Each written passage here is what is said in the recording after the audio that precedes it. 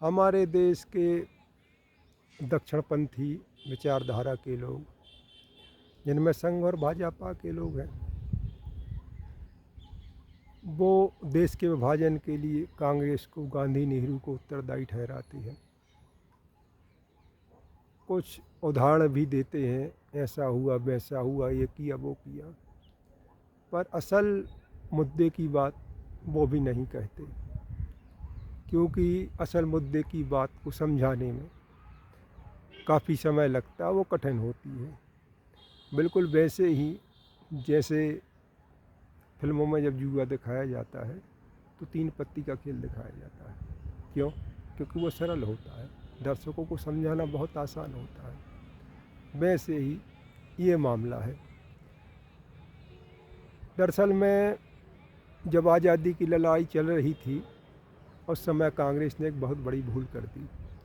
भूल ये थी कि उन्होंने, आज़ादी का आंदोलन तो चल ही रहा था ब्रिटिश सरकार के खिलाफ, लेकिन देश में बहुत सी रियासतें थीं, उनके राजा अपने हिसाब से शासन चलाते थे, पर कांग्रेस ने यहाँ प्रजामंडल आंदोलन को समर्थन दिया। यह बहुत बड़ी भूल कर दी। इससे नतीजा ये हुआ कि राजाओं का कांग्रेस से विश्वास उठ गया। हालांकि ब्रिटिश हुकूमत ने भी 1935 में कोशिश की थी कि एक संघ बनाया जाए, वैसे जैसे हाउस ऑफ लॉर्ड्स और हाउस ऑफ कॉमन्स जैसा, उसका ही मिला जुला रूप था। ऐसी कोशिश की थी तो कांग्रेस के नेताओं ने इसका विरोध किया।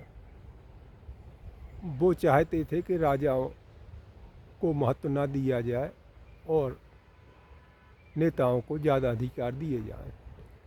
इसका स्वरूप ही ऐसा था, कांग्रेस ने विरोध किया और राजाओं ने भी इसमें शामिल नहीं हुए। फिर हालांकि उसके 2 खंड थे, तो कांग्रेस ने तो पहले दोनों को नकार दिया, फिर बाद में जो है चुनाव में हिस्सा लिया। पर प्रजामंडल आंदोलन को बढ़ावा देना कांग्रेस की बहुत बड़ी भूल थी। इस कारण से राजाओं में अविश्वास पैदा हो गया। हालांकि ये बात भी कहते हैं लोग कि राजा कांग्रेस का समर्थन नहीं करते, क्योंकि उनकी ब्रिटिश सरकार से संधियाँ थीं, वो उनके दबाव में थे।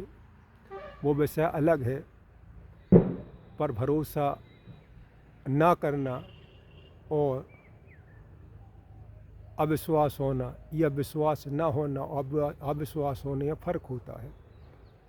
एक ये है कि सकारात्मकता नहीं है, एक ये है नकारात्मकता है। तो कांग्रेस के नेताओं से राजाओं का विश्वास उठ गया। इसका कारण विभाजन हुआ देश का। अगर कांग्रेस और राजाओं के बीच में भरोसा होता तो ना तो देश का विभाजन होता, और यानी जिन्ना जैसे लोग देश विभाजन की मांग ही नहीं कर पाते। अगर मांग कर भी लेते तो भी वे विभाजन कराने में सफल नहीं होते। और जैसा कि ये कहा जाता है कि जिन्ना के उस काव्य पर देश में भयानक दंगे हुए, इस कारण से देश के विभाजन को कांग्रेस के नेता मजबूर हो गए, तो ये दंगे भी नहीं हो पाते, इसीलिए विभाजन भी नहीं होता। अब सवाल ये उठता है, जो कांग्रेस ब्रिटिश शासन क्षेत्र में जनता को अंग्रेज शासन के विरुद्ध खड़ा नहीं कर पाई, वो राजाओं के विरुद्ध वहाँ की जनता को कैसे खड़ा कर लेती। ब्रिटिश सरकार में तो कानून था, अदालतें थीं, पर रियासतों में तो कानून और अदालतें भी नहीं थीं, राजा ही सब कुछ करते थे। तो सवाल ये उठता है, कांग्रेस के नेता एक स्वप्न में जी रहे थे, और सवाल ये भी उठता है कि उन्होंने राजाओं को इस तरह से नकारा क्यों, जब उनका आदर्श ब्रिटिश शासन था, उसको भी अपना आदर्श मानते थे। तो उन्होंने भी राजाओं के सामने हाउस ऑफ लॉर्ड्स और हाउस ऑफ कॉमन्स जैसा प्रस्ताव क्यों नहीं रखा गया। आखिर उन्हें राजाओं से इतनी नफरत क्यों थी।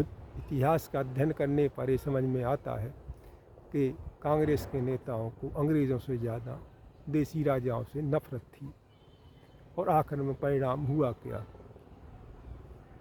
देश का विभाजन भी हो गया, भयानक दंगे भी हो गए, विभाजन के पहले दंगे हुए, और उसी को रोकने के लिए, दंगों को रोकने के लिए देश का विभाजन करा दिया।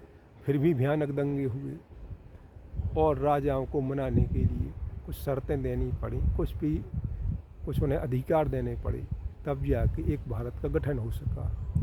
तो यह काम आज़ादी के पहले भी कर सकते थे, या देश के राजाओं को भरोसे में ले सकते थे, और जिस ब्रिटेन को इन्होंने आदर्श बनाया उसी ब्रिटेन का लोकतांत्रिक ढांचा भारत में भी अपना लेते तो देश का इतना नुकसान नहीं होता।